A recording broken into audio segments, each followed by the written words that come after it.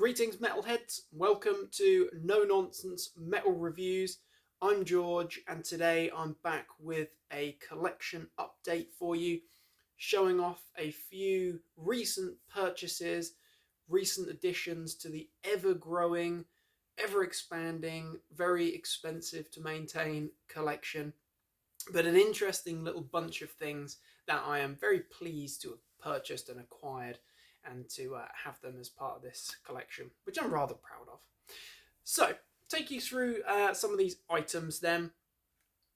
A new discovery for me, a US black metal band. This is an EP from, I think it's around 2014 time. Band entitled Minenwerfer. As you can probably tell, looking at the aesthetics there, that cover, the name, their logo, the lineup consisting of some pretty interesting Germanic sounding titles, which I'm not going to try and pronounce. You could probably tell. Thematically, Minenwerfer, although I think they're from California, USA, I read, they are basing themselves, or thematically they draw on the First World War, and in particular, it seems to be the sort of Axis powers there. Interesting choice there, but I will say this is some very good, very interesting black metal. This is abrasive stuff. They use samples and sort of excerpts of songs from the time. But this EP, which I will try and pronounce, I believe it's Kriegserklärung.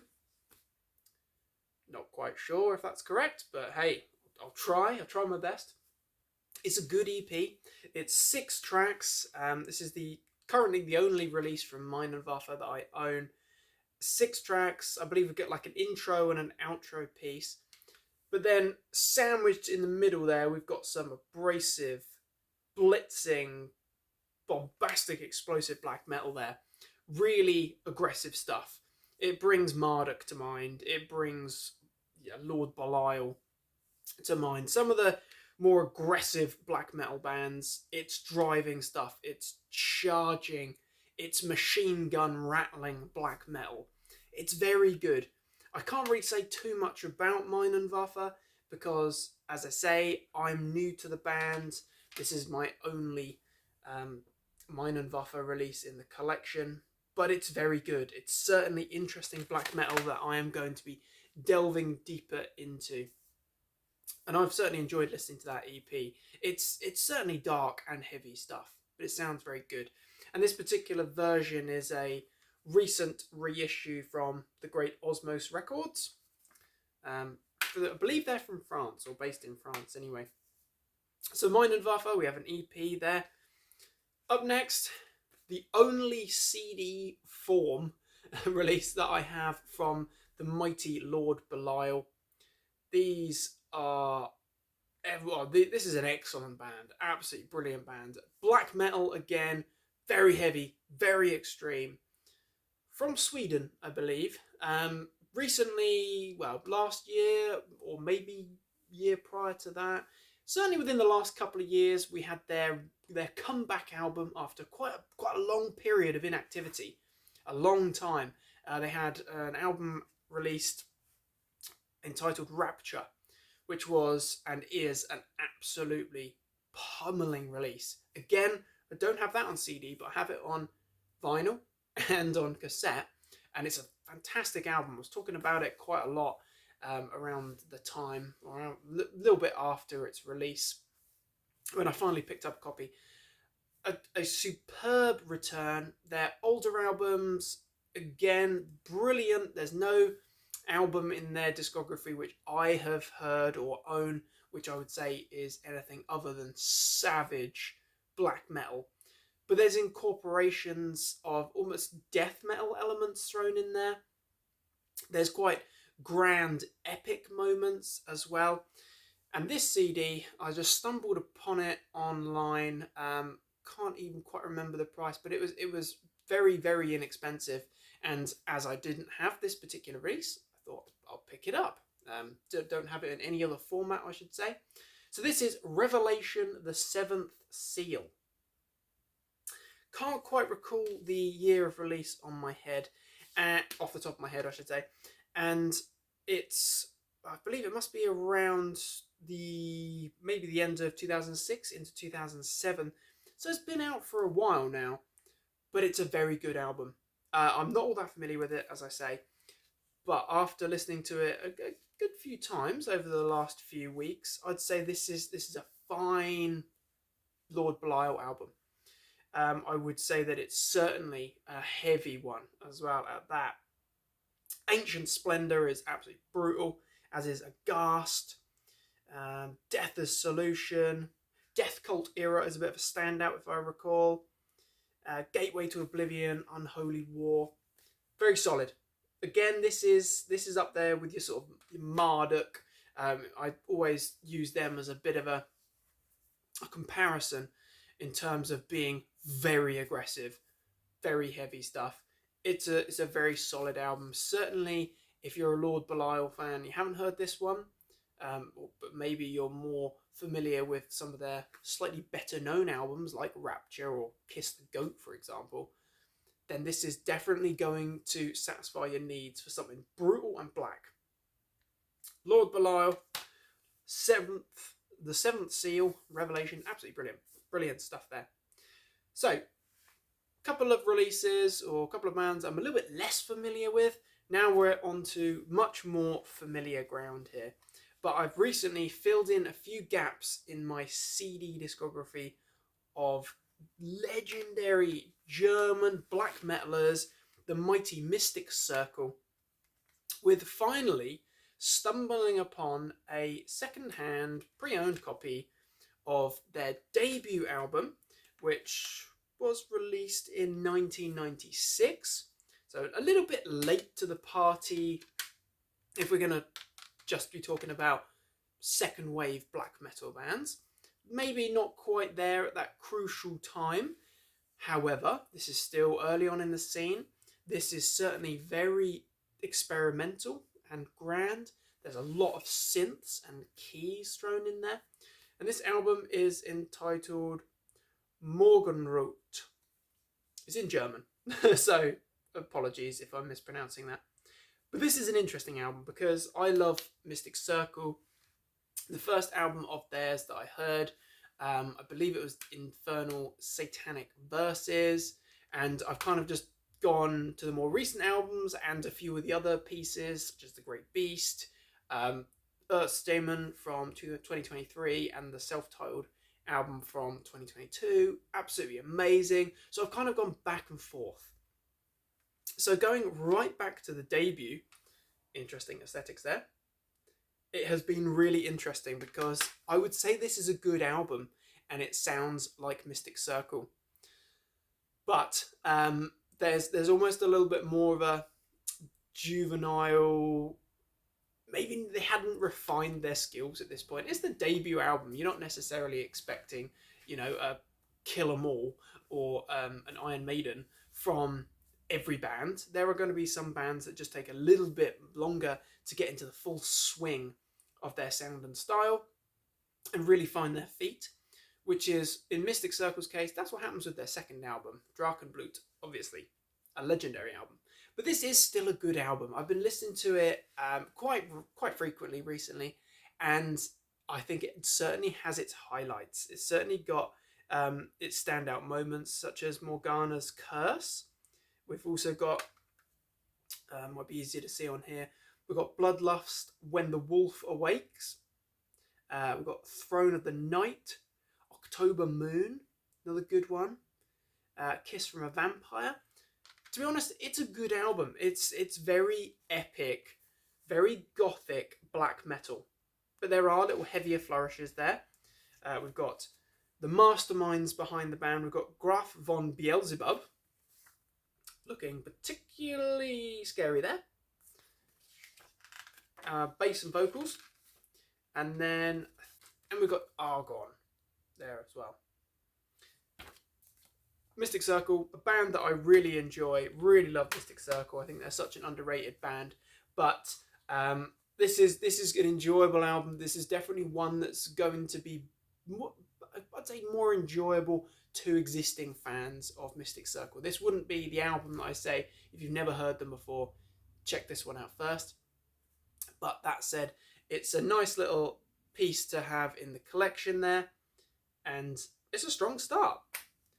But things get really good with Mystic Circle's second album. This is Drachenblut. This is from 1998, so a couple of years later. And I do have a lovely recent vinyl reissue of this particular album. But I stumbled upon a CD form and I thought, I should probably add that to the collection as well. And this is a great album. This is it's black metal, but it's very gothic, it's very symphonic stuff. There's a lot of stuff thrown into the mix there. It's very grand. Certainly if you're a fan of bands like Cradle of Filth, or even maybe Dark Fortress, or even Dark Funeral. If you're into bands like that, then you're definitely going to enjoy Mystic Circle from this album onwards. Drachenblut, if I'm pronouncing that correctly. To show our lineup here, this is German black metal, chock full of very grand, very epic tracks here, including Ancient Words into Notram, Sword of Might. We've got Dragon Slayer. Just to be honest, this is just a great album, and it's really enjoyable. The fact that it almost feels like a grand concept album with interludes and little orchestral pieces in between each track, and it's just a great listen. It's a really solid album. As I say, if you like Cradle of Filth or Dimmu Borgir, Dark Funeral, Dark Fortress, you're really going to dig this. Mystic Circle with Drachenblut, another physical copy added to the collection there, as is my final Mystic Circle purchase of recent. This is Open the Gates of Hell. This is significantly heavier. This album came out in 2003. Again, this is a second-hand, but in excellent condition digipack copy from Massacre Records, with a bonus track, which is a single version of a track from the album Wings of Death. This album is more like black and death metal. This a little bit closer to Behemoth, for example, than it is to Cradle of Filth. But it is a very good album. It's just very heavy. If you listen to Morgenrot and Drachenblut and then listen to this, you'll see what I mean. It's significantly heavier, considerably less keyboards and synths in there. Considerably less, in fact. But it's a very good album. Some of the highlights for me, Beyond the Black Dawn, Satanic Rituals, Awaken My Blood is a great one. Open the Gates of Hell, really freaking heavy stuff. Brutal. As I say, it's more like black and death metal than just black metal. But these Germans, they pack a freaking formidable punch. A superb band. Anyone who's not familiar with Mystic Circle, you want to be certainly checking out albums like Drachenblut and Infernal Satanic Verses, which I've recently spoken about here on the channel. You want to get yourself a copy of those albums, grab yourself a tall drink, and headbang like a maniac. So, that's Mystic Circle. Now we're on to even more familiar territory for myself. Finally, got round to picking up a individual standalone copy of debut album from 1993, Thy Mighty Contract, from one of my all-time favourite bands, Rotting Christ. Freaking love this band so much. I do have this album, Thy Mighty Contract, on CD as part of the Under Our Black Cult Peaceville Records compilation piece. But what annoys me about that is that there's not much that annoys me about it. It's a lovely release. Is that it doesn't have the artwork. It doesn't have the Thy Mighty Contract album cover. So, being a completely ridiculous completionist, I decided that I was going to pick up a very cheap £7 or $6.99 copy of 1993's Thy Mighty Contract as a standalone piece. Nice jewel case, no bonus tracks, This is just a Peaceville Records reissue from recent times, but it completes the puzzle. And of course, it's nice to have the booklet as well, and it's just nice to have that individual piece. So yes, I did pick up a copy of that. And if you're not familiar with Rotting Christ, if you're not familiar with Thy Mighty Contract, then I implore that you check this out. I feel that Thy Mighty Contract is one of the more black metal Rotting Christ albums. I personally, I know I've said it even recently, talking about Non Servium on the channel, I really do struggle to pigeonhole Rotting Christ as a black metal band, because they are not an outright black metal band, definitely not. They have elements of traditional heavy metal, folk elements in there, a lot of gothic elements and melodic elements, even sort of really heavy, almost death metal at times. It's freaking great stuff. Rotting Christ are amazing and creative and absolute legends, but this, Thy Mighty Contract, is one of the most black albums, if that makes sense. Kicking off with The Sign of Evil Existence. That is a short, sweet, black and speedy attack. Then we've got Transform All Suffering into Plagues. These are just a few of the album highlights, in my opinion. Fragment Thy Gift. Absolutely amazing. The Coronation of the Serpent and the Fourth Night of Revelation. This album is start to finish brilliant. I freaking love it. It's got so much magic and atmosphere to it. But I do feel that, and as I've said recently on the channel, the brilliance of that debut overshadows the sophomore second album from 1994, Non Servium. Again, I do have this album, and it's packaged alongside the Passage to Arcturo EP, which was released in 1991. I do have both of these and the bonus tracks, all as part of the Under Our Black Cult book. But again, I really wanted the standalone album, so I did pick this up. And although it's got an alternative artwork for the compilation on the front there, it does have in here Non Servium. Ta-da! Excellent stuff. Absolutely love it. And we've got an alternative artwork for Passage to Arcturo as well. I freaking love this album so much. Both of these releases, because Passage to Arcturo is a classic recording. It includes some of Rotting Christ's most organic and legendary and highly regarded material. Tracks like Old Coffin Spirit, The Forest of Nagai, The Mystic Meeting. Absolutely brilliant stuff. So much praise for these, and they've influenced those songs, and that release has influenced so many other bands. And this version includes bonus tracks from the Dawn of the Iconoclast EP of 92, and a track from the Satana Stadium demo as well. But then we get Non Servium, a masterpiece, The Fifth Illusion, Wolfira the Jackal, title track, Mephisis of Black Crystal. Absolutely stunning, start to finish. And I won't go on about this one too much, because I've talked about Non Servium a lot on the channel recently. Try not to break it. But I would say, if you can pick up a copy of this combination, this 2-disc version, I think I found it for about £10. So it wasn't very much, but it's a lovely piece to have in the collection. Essential black metal releases, Passage to Arcturo, and Non Servium.